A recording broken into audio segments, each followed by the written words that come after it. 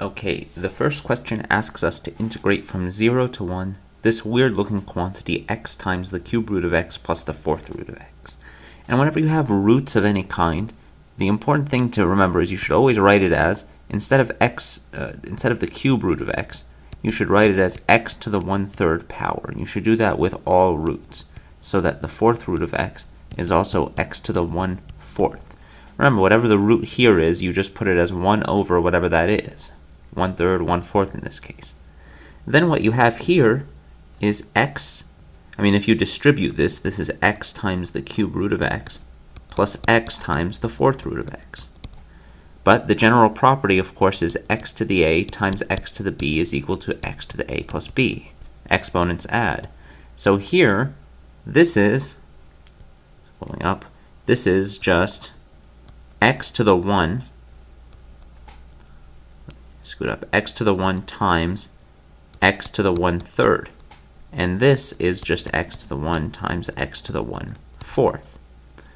So the exponents add. 1 plus 1/3 is, 1 plus 1/3 is the same as 3/3 plus 1/3, which is 4/3.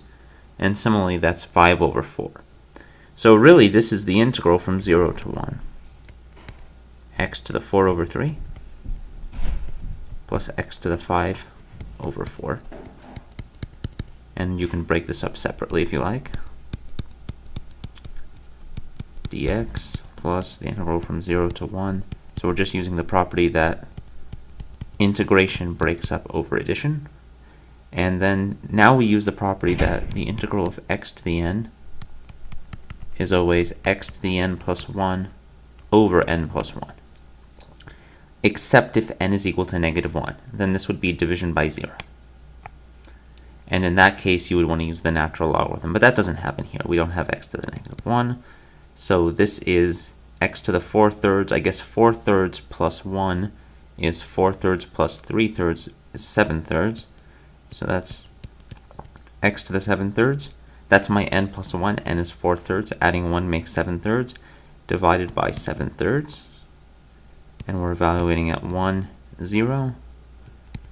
Plus, similarly here, you add 4 fourths. That's 9/4. X to the 9/4 over 9/4, 1, 0, which equals, this is just, first of all, this dividing by 7/3 is the same as multiplying by 3/7. And evaluating 1 at that value and 0 at that value gives you 1 to the 7/3. So I'll write it like this. Be a little bit more careful here. It's 3 over 7 times 1 to the 7/3 minus 3 over 7 times 0 to the 7/3. You plug in the 1 and the 0 for x. But of course, 0 to any power is 0. That term just becomes 0. So it's really just 3/7, 1 to the 7/3, and that 1 to the 7/3 is just 1. Something similar happens over here. You would add to that, because we're adding here, 4/9. Again, we can move that 9/4 in the denominator to a 4/9. X to the 9/4 evaluated at 1 and 0. We did it again. 1 to the 9/4 minus 4/9, 0 to the 9/4. But again, 0 to anything is 0, and this is just 1. So 1 to this doesn't matter, it's still 1. So that's just 3/7 plus 4/9. So that's what it comes out to in the end. 3/7 plus 4/9. And you can find a common denominator if you like, but we're moving on to the next problem. All right, the next problem gives you the absolute value of 2x minus 1. So let's first start by drawing a graph of this. Notice that when x is equal to 0, this is the absolute value of -1, which is just 1. So if there's 1, that's its value at 0. At x equals 1/2, this is going to equal 0, right? Plug in a half, you get 1 minus 1, 0. At x equals 1, this is going to equal the absolute value of 2 minus 1, which is 1. And then at x equals 2, this is going to be 4 minus 1, 3. So It's about right up there. So if you actually draw the region, remember that finding this integral from 0 to 2 is really finding the area under the graph and above the x-axis here, which geometrically consists of these two triangles. Well, the area of a triangle is half the base times the height, so if we can find that for each of these guys, then we're good. But like we said, this is 3 here, so this is just a height of 3. And this goes from 1/2 to 2, which is looks like 1.5 as a base, or 3/2 as a base. 1.5 is 3/2. So 3/2 is your base, 3 is your height, and it's not base times height, it's 1/2 base times height. So that equals 9/4.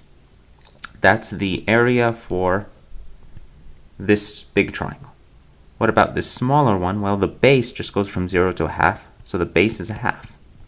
The height is just 1, so 1 is the height, 1/2 is the base, and it's 1/2 base times height.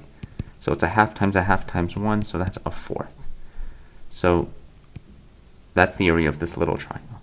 So 1/4 plus 9/4 should be the total answer, or 1/4 plus 9/4 is of course just 10/4, which is the same as 5/2. So that's how you would do that one.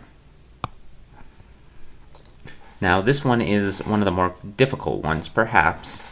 You might just recall that the derivative of the inverse sine function, inverse sine of t, its derivative would equal 1 over the square root of 1 minus t squared. We did do that before, but it's not one of the more common ones to remember. So how else could you do this? Well, you could make an interesting kind of substitution. You could say that t is equal to sine of some new variable called theta, in which case dt d theta would be, well, the derivative of sine is just cosine of theta. Or multiplying both sides by d theta, this would tell you that dt is equal to cosine of theta d theta. Also, if we plug in 1 minus t squared, notice that the square root of 1 minus t squared is now, since that's sine of theta, the square root of 1 minus sine squared of theta. But what do we know about sine squared of theta? We know that sine squared plus cos squared of anything is equal to 1. So 1 minus sine squared is actually equal to cos squared. So this is really just the square root of the cosine squared of theta. Well, square root undoes the squaring, so that's just cosine of theta. So the moral of the story is, this is what shows up in the denominator, but it turns out to just be the same as cosine of theta. So this is really the integral, and notice I'm not putting any limits of integration. When you're switching variables, you should leave those out until the very end when you resubstitute your variable back in. So I'll leave them blank for now. Also, this x is just a constant. I can move it out front in front of the integral. So this is just 1 over, like we said, that denominator is just cosine of theta, so 1 over cosine of theta. But that dt is also cos theta d theta. So that's cos theta d theta. Notice the cosines cancel. And this is just 6 times the integral of d theta, or implicitly there's still a 1 here. So the integral of 1 is just whatever the variable is. We're integrating with respect to the variable theta, so that's 6 theta. All right, the derivative of 6 theta is just the 6 that we were looking for. But we're not done yet. We don't leave it in terms of theta. We rewrite it back in terms of t. Remember that sine theta was equal to t, so that means that theta must be the inverse sine, or the arcsine of t. So that must be 6 times the inverse sine of t. And now we can plug back in these original limits of integration. Radical 3 over 2, 1/2. So this is 6 times the inverse sine of root 3 over 2 minus 6 times the inverse sine of 1/2. Now, what are those things? Well, root 3 over 2, 1/2. This reminds me of the 30, 60, 90 right triangle. So there's your 90-degree angle. This is a side length of a half. This is a side length of root 3 over 2. This is a side length of 1. This is pi over 3, or 60 degrees. And this little angle here is pi over 6, or 30 degrees. All right, so the inverse sine of a half, well, notice that the sine of this angle would be opposite over hypotenuse, 1/2 over 1, or just a half. So it's the sine of pi over 6 that's equal to a half.